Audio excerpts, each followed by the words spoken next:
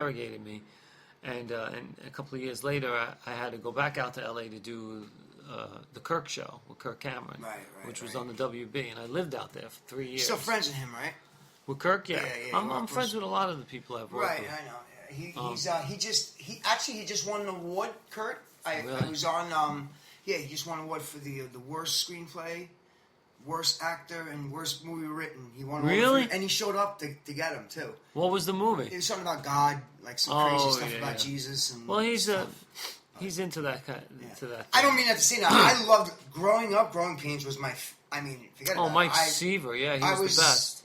And that was me. I'm 40 years old. I grew up in Growing Pains. So, yeah. So it was funny when I just heard that. Like, he didn't push the God thing on back me. Then. No, I know. He was very cool. Matter of fact, and who I got very close with was the kid who played his brother on the show.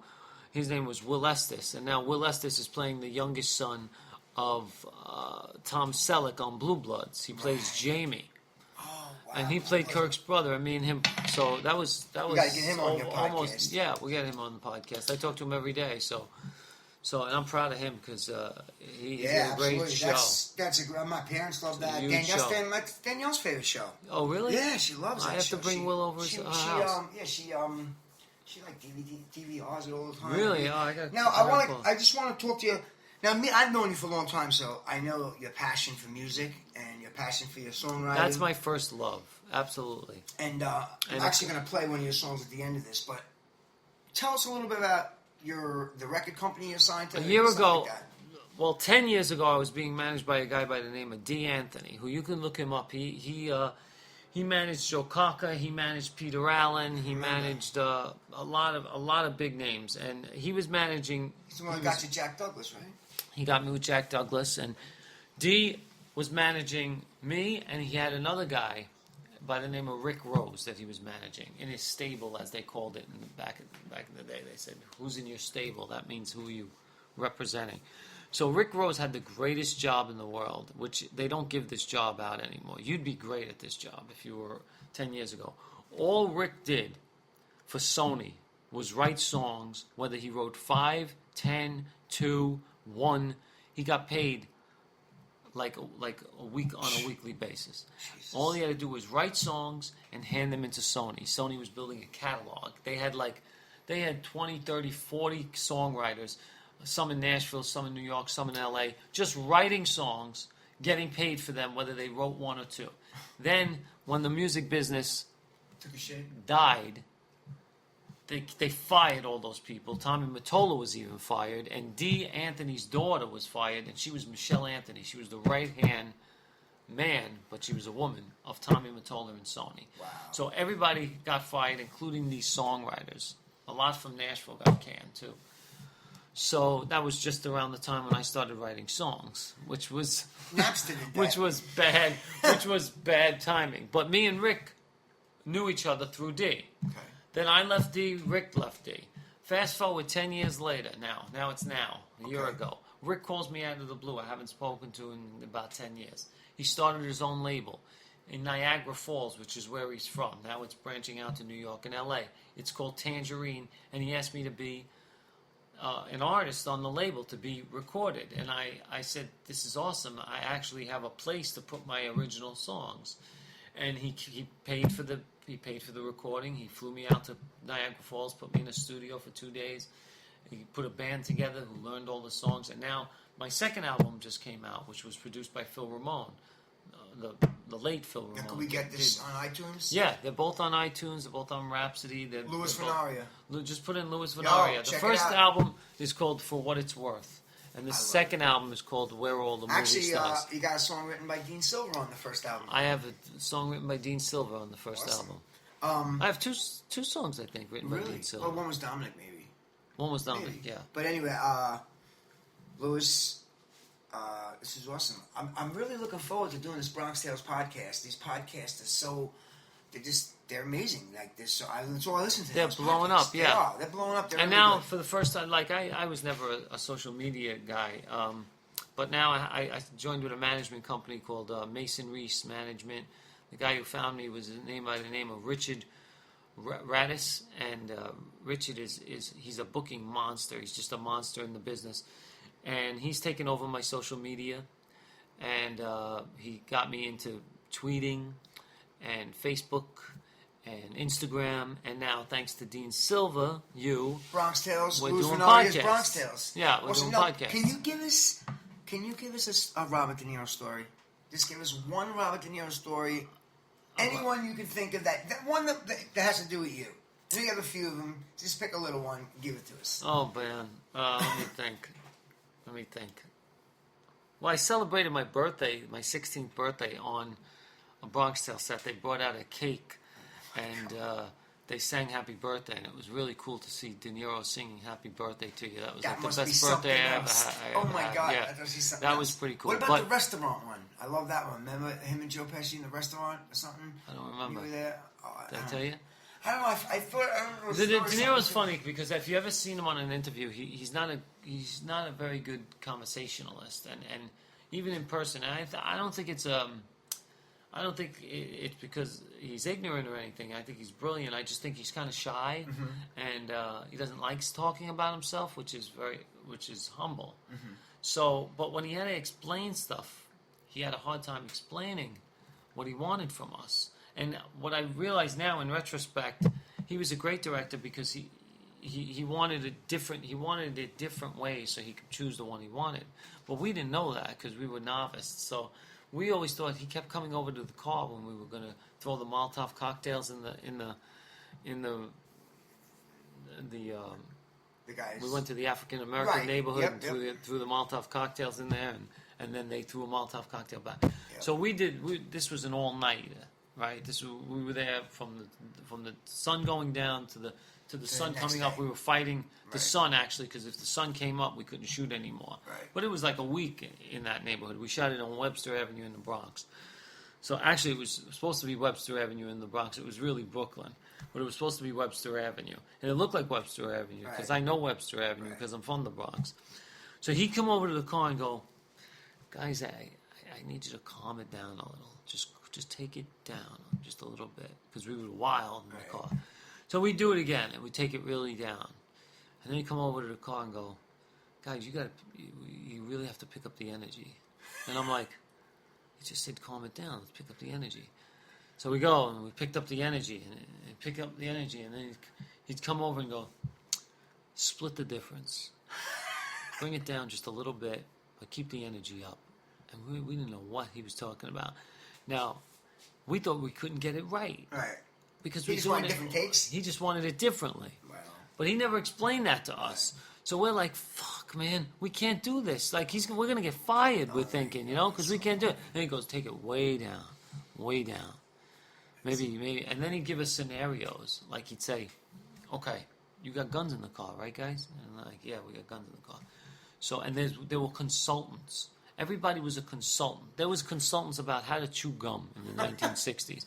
So they said, so there were guns in the car. And he'd call a consultant over and say, like a cop, like a retired cop, he goes, in 63, if you got caught with a gun in the car, what would happen? And they'd say they'd be arrested and about a year in jail. And he'd say, all right, so if you guys get pulled over right now, you're going to jail, okay? And we'd say, yeah. And I'm thinking to myself, I read the script. We don't get pulled over. But he would give us these scenarios. Right. What could happen so you feel it, you think it. Right. He says, you got to be thinking about that. Also, he'd say, now these black kids, they might be following you. So they might be behind you. You think you're going to get them. They're behind you. And I'm like, but they're not. Right. I know what happens. I read the script. But he's giving us all these scenarios, which was insight to how probably he works. He probably gives himself these scenarios when he works, and that's why maybe he's so great. He's so awesome. He's so awesome.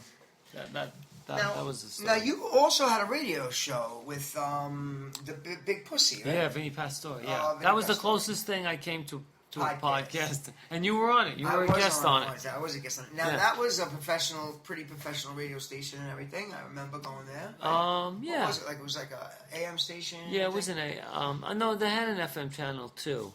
But I forgot the call letters actually, and I said it every day for 2 years, like a million times, and I can't remember the call letters now. VOX. That was it. VOX. That's it.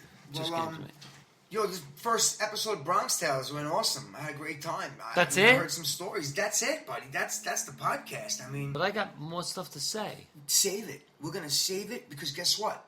Hopefully, we're gonna do another podcast in a few more days, and we're gonna. This is what we want. I know these people. They want. All right. So the next Bronx Tale will absolutely be next Tuesday, next Wednesday. It's cool that you say Bronx Tale and we're not necessarily talking about the movie. Right, It's with the Bronx Tales. It's Louis Vanaria's Bronx Tales. Tales. I'm not necessarily just about the movie, but just what the movie's done for you and where it's brought you. Well, it was the and first. what it's brought, I mean, I had the pleasure it's of being crazy. killed for the first time on Bronx Tale. Absolutely. In Bronx Tale, but now Bronx Tales. I'm hoping I live through the next episode. yeah. And you know what? It's so great, but because Bronx Tale for you really launched your whole life.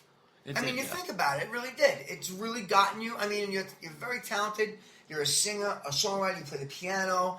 An amazing actor, amazing. Now so you many said you were going things. to play a song. Or, Yeah. We're gonna end off with a Louis Vanaria song. Absolutely. Really? Which one should I play? I don't know which one you have. I have both albums. So you pick You the do? song and we'll play. We'll play. Yeah, of course. Oh man, The Right Way to Touch You. All right. Awesome. So listen, guys. Right now, this is Louis Vanaria. The Right Way to Touch You.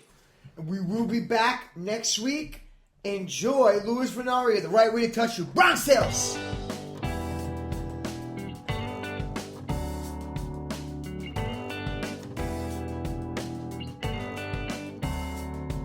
When you've got the time, girl, you make me feel good. If you went away, girl, don't know if I could find that same feeling with somebody new. Just wish I can make you feel the way I do.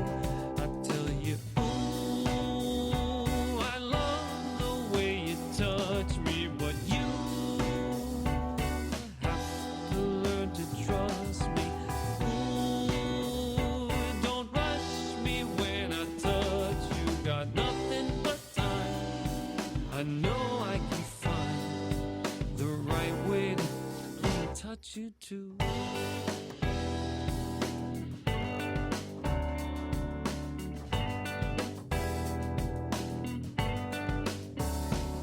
You say you're content, girl, and so gratified by knowing for sure, girl, that I'm satisfied.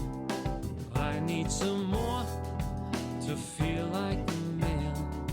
Just wish I can make you really understand. I tell you, ooh, I love the way you touch me, but you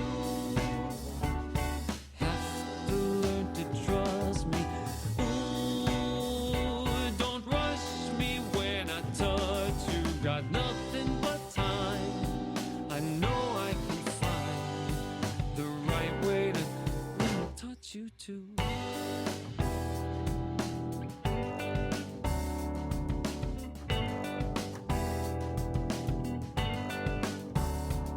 So baby, relax now and give me the sign. If it takes me all night, girl, I'll make you feel fine. I would hold nothing back. I'll do all I can until you say over and over again. You tell me, ooh, I love the way you touch me, but you, yes you, have to learn to trust me. Ooh, don't rush me when I touch you. Got nothing but time. I know I can find the right way to touch you too.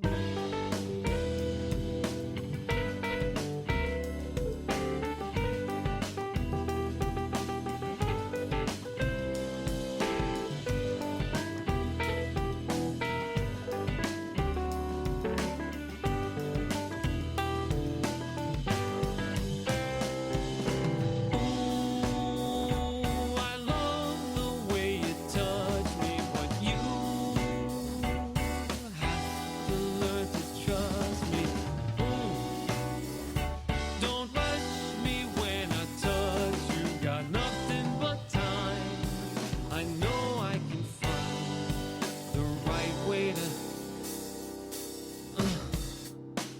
about you too.